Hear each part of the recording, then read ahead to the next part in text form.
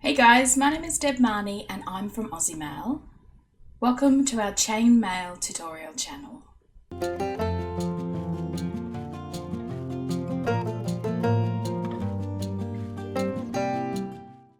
Hey guys, a big hi, hello, welcome, how are you? Thanks for popping in, it's really great to see you today. So today I've got a new weave tutorial to show you. It's a Byzantine variant, so it should be quite easy for most people out there who have experience in chainmail. The name of this weave is Byzantine Cross Chain. Alright guys, let's get into it. Okay guys, so I've made up some sample pieces of the Byzantine Cross Chain weave for you in the various gauges. The sizes that I have used here will be coming up here on the side of the screen in a minute. They'll also be listed down in the description section that you can find below this video. But to run through them with you now, this big chunky monster here on the side, that's our 14 gauge AWG version. So that's 1.6mm diameter wire. There are two ring sizes here. The size that to be used to make up the Byzantine section that runs the length of this chain, that is 6mm ID. The smaller rings are 4.75mm. Our 16 gauge AWG version, that is 1.2mm diameter wire. The larger rings for the Byzantine is 4.5mm. Smaller rings are 3.5mm. 18 gauge AWG, 1mm diameter wire. The larger rings are 3.75mm and the smaller rings are 3mm. And then finally the 20 gauge version, which is 0.8mm diameter wire. The larger rings are 3mm and the smaller rings are 2.5mm. So I'll give you a look at this chain. It has a very interesting cross section. As you can see, it is not flat on any side. I'll be honest with you, when I first started making this piece up, and I started in the 16 gauge, I'd only gotten a very small way along the chain and I almost trashed the video, or the idea of doing this video, because I didn't think it would make a good jewelry piece. But I decided to keep going with it just for the fact of making a record of weaves that are out there. And you know, I never know, just because I couldn't find a use for it didn't mean that you guys couldn't find a use for it. But I have to admit, as I went along and created a full piece, I was much more inspired with the weave than I expected to be. It actually sits on your wrist quite well. I don't know whether I'll be able to show it properly here with my big fat wrist in here. But you can see when you put it on, it sort of sits to the side, so it sits off skew. Because of the way that it sits, you will have to make this bracelet a little bit longer than you normally would. So if you do about, you know, a 20cm bracelet, you might want to consider making the final piece a little bit longer than that as well. Just because of the way that it sits on your wrist, it doesn't hug your wrist. It's a thicker weave, so it needs a longer piece of chain. I have to admit, I am completely enamored with the 20 gauge version. It is so delicate and so beautiful. And I think that would make a stunning, stunning bracelet. The 14 gauge version, I'm not into the chunky, but if you're into the chunky, this one will definitely do it for you. It is a monster of a piece of mail. Okay, so the basis of this weave is obviously Byzantine, and we start by making a section of Byzantine to the length that we require, plus 2 centimeters more, because it will shrink up a little bit when we apply these smaller rings. So if you want a 20 centimeter bracelet, then make up your chain to about 22 centimeters. But keep in mind that you're probably going to need a slightly longer bracelet than you normally would. So keep that in mind as you make it. because it's Byzantine based, it's easy to add to this as we go along. So it's no big deal if you get to the end and realize that it actually isn't sitting on your wrist the way that other bracelets perhaps do. We can always just add another section or two on of Byzantine and continue it. But you need at least the length, or let's say the length that you require your final bracelet to be, plus another 2 centimeters to compensate for shrinkage. So if you haven't done Byzantine before, we'll quickly run through that for you. You start Byzantine by making a simple chain of 2, 2, 2 like this, so that you've got 3 pairs of rings. Okay, just put a twist tie through the end of one pair. It really helps to have a handle to hold on to start this weave. It can be difficult without it, especially in the smaller sizes. If you don't have a twist tie, just grab yourself some sort of wire that you may have hanging around, or a paper clip will do the job just as well, guys. Just something to hold on to for this first step. Once you've got your 3 rings together like that, we're going to pinch them between our thumb and finger, and we're going to separate the top pair of rings so that we've got 1 on each side of our weave.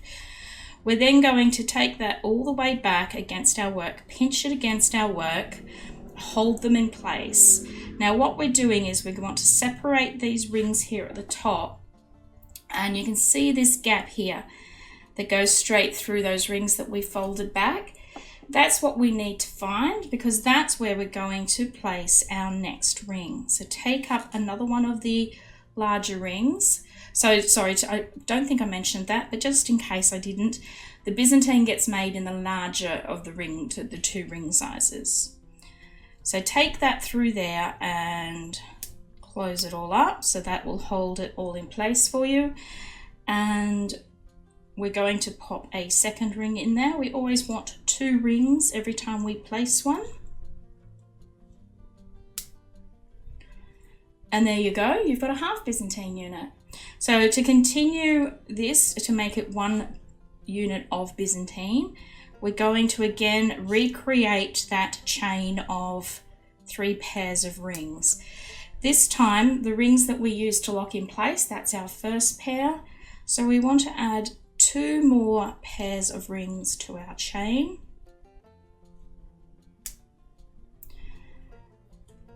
And a second pair.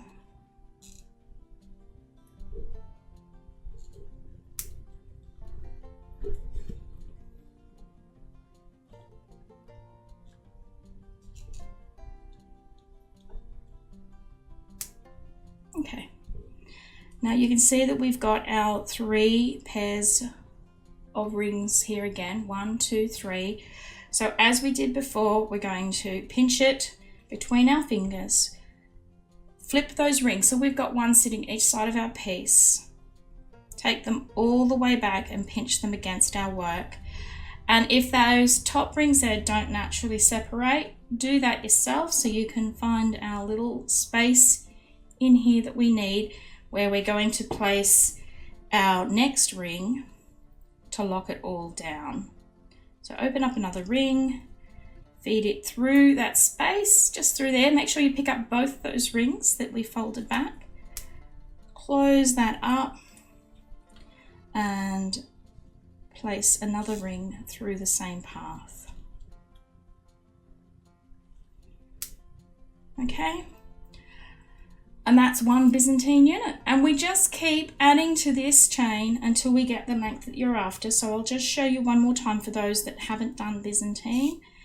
Again, we want to create that chain of 3 pairs. Our first pair is already in place. They were the locking rings. So we need to add 2 more pairs of our rings to the chain, so that we get that total of 3 that we need. Oh. There we go.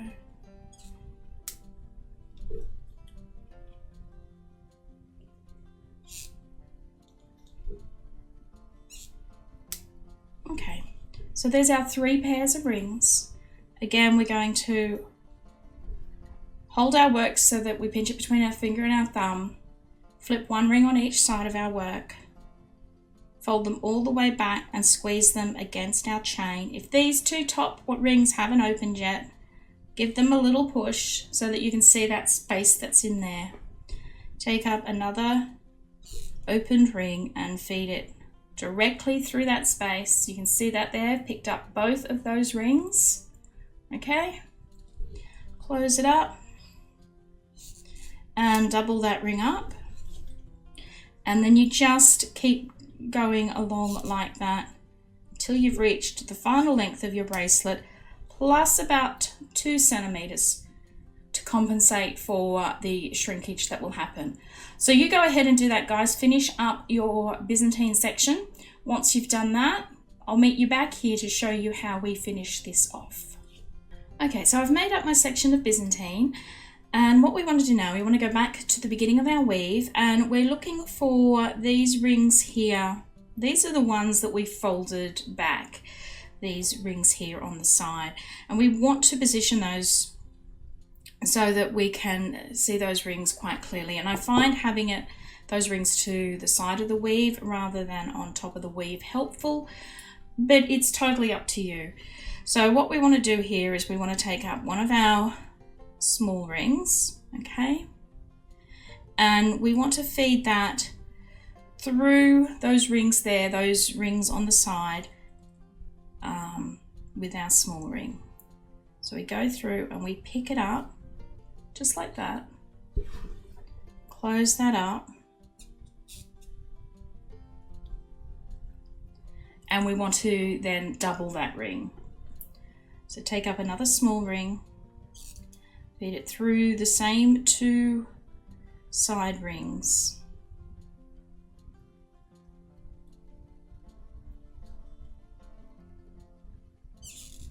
and close it up. And it should look like that. And we want to do the same on the other side of our weave. So same thing, take up an open small ring, feed it through those 2 rings on the side, close it up and double it up.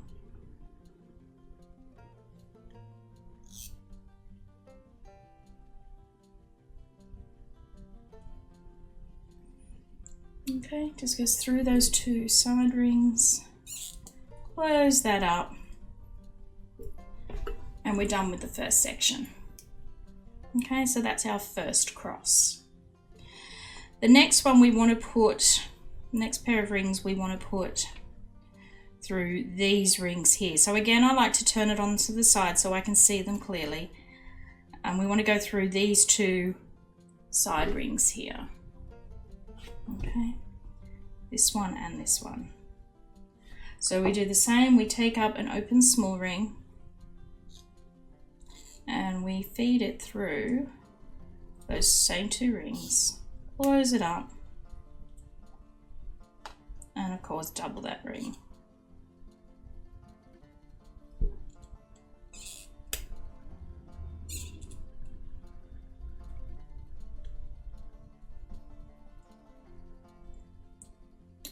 Okay, sorry that this ring's a bit chewed up. I've used these rings a few times. I've gotten a bit heavy-handed with that one. But there you go, that's ring on that side, and then we flip it over and we put a same size ring on the other side, making sure we catch both of those side rings for that section. Close it up. And another one.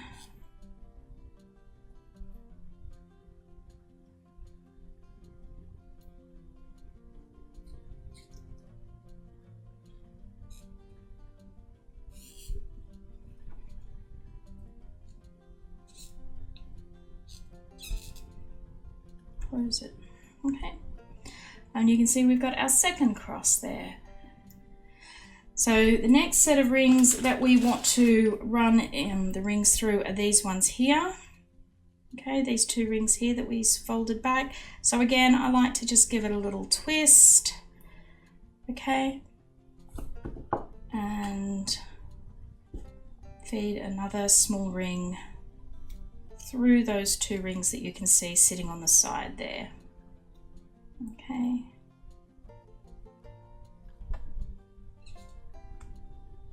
So 1,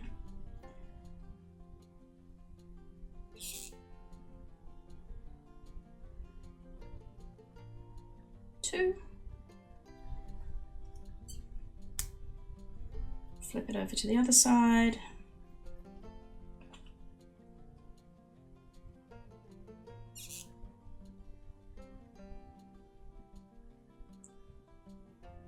putting it through the 2 side rings.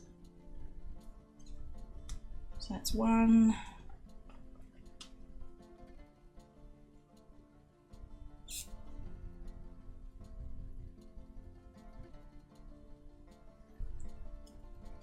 and 2.